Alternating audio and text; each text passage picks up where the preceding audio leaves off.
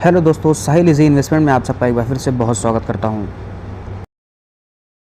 दोस्तों, बात करेंगे आज के इस एनालिसिस में जीई वर्नोवा शेयर के बारे में। इस शेयर के अंदर में बीते काफ़ी लंबे टाइम से देखेंगे तो काफ़ी बढ़िया और काफ़ी ज़बरदस्त इसके अंदर में तेज़ी देखी जा रही है।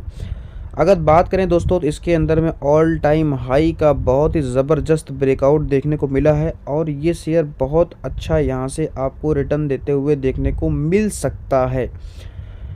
अब यहाँ पर क्या सिनेरियो बन रहा है, कितनी तेज़ी आ सकती है और कैसा ब्रेकआउट है, इसके बारे में हम बात करेंगे। और शेयर में रिस्क क्या है, खतरा क्या है, इसके बारे में भी बात करेंगे।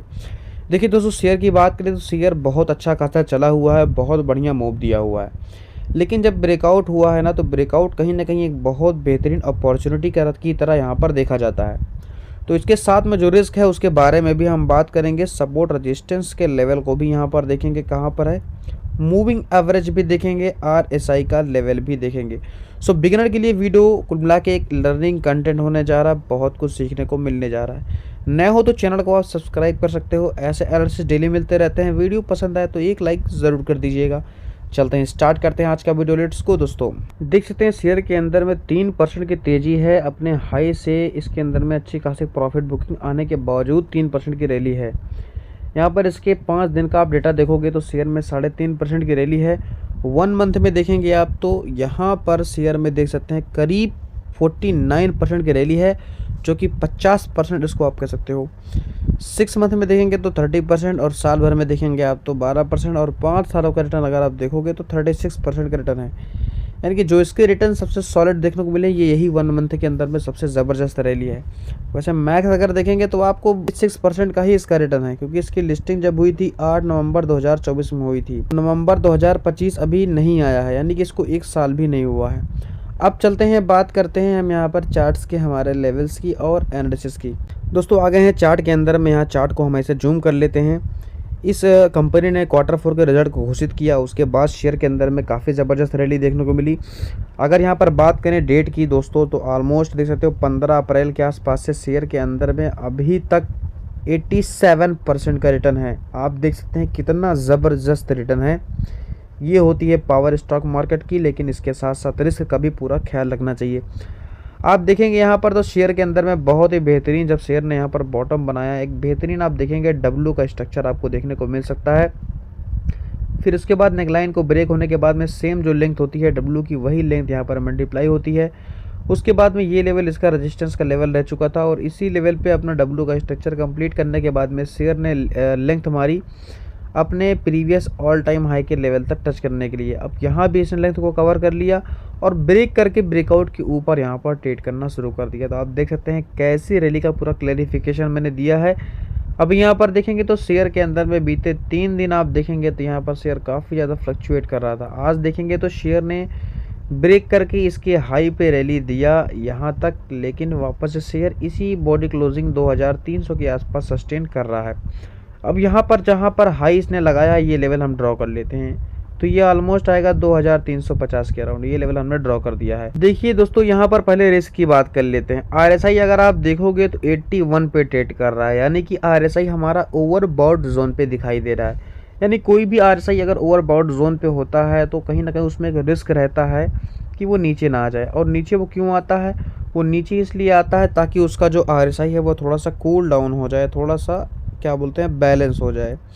यानी कि ये 70 और 60 के आसपास आरएसआई आ जाएगा। यहाँ से ऊपर गया हुआ है, यहाँ से नीचे आ जाएगा थोड़ा सा, तो कूल डाउन हो जाएगा और वापस से समझ लीजिए एक जर्नी मिल जाती है आगे बढ़ने के लिए। ये आप इसको ऐसा समझिए जैसे एक इंसान होता है, अभी कुछ कर रहे हैं आप, कुछ बोलना है आपको, तो आपको सांस की ज़रूरत पड़ेगी। लगातार आप नहीं बोल सकते, आप बोलते बोलते बोलते आपको एक बार रोक के थोड़ा सा एक बार सांस लेना पड़ेगा।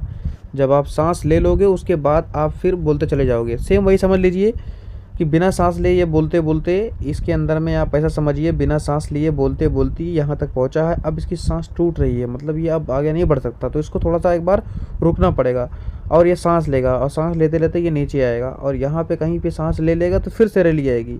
बस ऐसा आप एग्जांपल लेके आप समझ सकते हैं, मैंने आपको एग्जांपल दिया है। अब यहाँ पर मूविंग एवरेज की बात करें 1653 के लेवल पे है और ट्रेडिंग प्राइस काफ़ी ऊपर है। काफ़ी ज़्यादा स्ट्रॉन्ग यहाँ पर मूवमेंट आपको देखने को मिलेगा।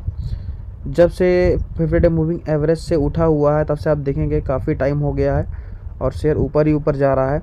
लेकिन यहाँ पर ये ब्रेकआउट कर दिया है। तो यही सवाल आ रहा है कि क्या किया जाए। देखिए दोस्तों, ब्रेकआउट के बाद में ज़्यादातर शेयर्स अगर ऊपर जा कर के रीटेस्ट करते हैं तो इसके अंदर में और ज़बरदस्त रैली की चांसेस होता है। फिलहाल अभी शेयर कंसोलिडेट कर रहा है, यानी कि फुल ब्रेकआउट देखने को नहीं मिला। यहाँ पर आपको क्या कर सकते हैं आप, अगर यहाँ पर टारगेट लगाने की बात करें तो जो डिप लेंथ है, जितना शेयर ने लो लगाया है, इसका राउंड बॉटम है, यहाँ से लेकर के अगर मैं लाइन तक लूँ तो 73% के आसपास आ रहा है। और इसी लेंथ को मैं अगर ऊपर सिंपली मल्टीप्लाई कर दूँ तो यहाँ से आप देख सकते हैं ऑलमोस्ट, अगर अबव लेवल की बात करूँ 3,900 यानी 4,000 के आसपास तक टारगेट देखने को मिल सकता है, यानी आने वाले टाइम पे। शॉर्ट टर्म की बात नहीं हो रही, आने वाले वक्त में, ठीक है।